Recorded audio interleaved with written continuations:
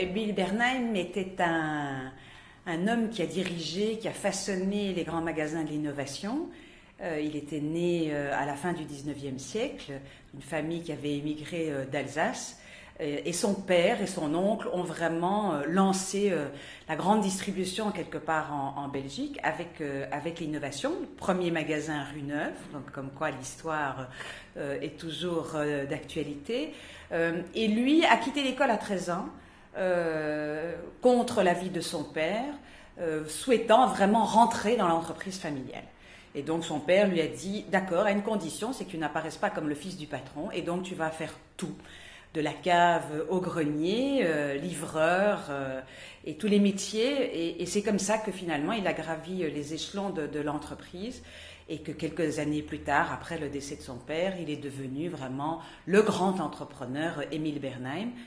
Et donc, quand il y a eu la fusion avec donc GB, Inno, BM, donc avec le Bon Marché en 1974, donc il avait déjà un certain âge, il s'est retiré des affaires, et il a écrit un testament avec l'idée de créer une fondation, puisqu'il n'avait pas d'héritier, et de dire finalement, si j'ai pu réaliser ce que j'ai entrepris, c'est parce que la société m'a permis de le faire. Et donc aujourd'hui, juste au retour des choses, je vais mettre finalement ma fortune, après avoir protégé mes proches, au service de la société. Et donc il a pensé véritablement cette fondation, fondation d'utilité publique, qui allait finalement travailler avec les intérêts de ce capital pour un projet de société. Et ce projet de société, c'est véritablement le vivre ensemble, la réalisation de l'individu au sein de la collectivité, l'épanouissement de celui-ci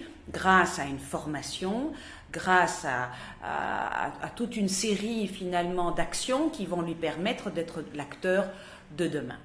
Et donc la Fondation Bernheim a décidé cette année de soutenir le 6e Forum des innovations et donc d'accorder aussi un encouragement à la SBL Scola, parce que finalement si on extrait 2 points centraux du testament d'Emile Bernheim, c'est d'un côté l'esprit d'entreprendre et d'innover, de créer, et de l'autre c'est de soutenir la jeunesse dans finalement son projet de vie. Et donc, il nous semblait qu'à travers évidemment cette initiative, on était à la source. Et il y avait là un projet porteur finalement de toute une série de valeurs chères à la Fondation. Et donc ici, agissant en plus au niveau scolaire, donc primaire, on va vraiment chercher les petites têtes de l'enseignement, enfin de la communauté française, de la Fédération Wallonie-Bruxelles. On espère que le projet peut même être national, mais ici, voilà, je pense que c'est finalement de se dire, on est toujours tout un chacun maître et de ce qu'on veut projeter, imaginer, façonner pour le monde demain. Et on a besoin de stimulants, on a besoin de toute une série de paramètres qui vont nous inciter, nous stimuler, nous encourager à faire quelque chose.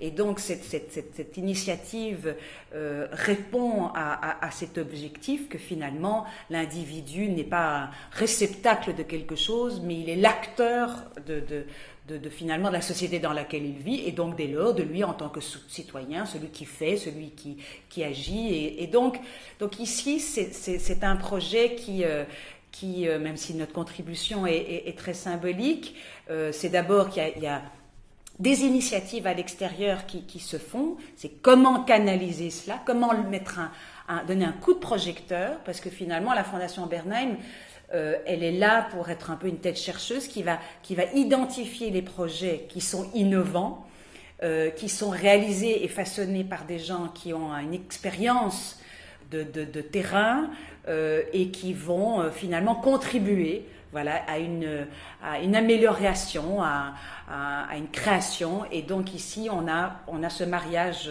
parfait, et donc on vivra cette première participation en ce qui nous concerne avec beaucoup d'enthousiasme et d'attention, et avec peut-être l'espoir que on puisse renouveler notre partenariat avec Scola et avec ce forum.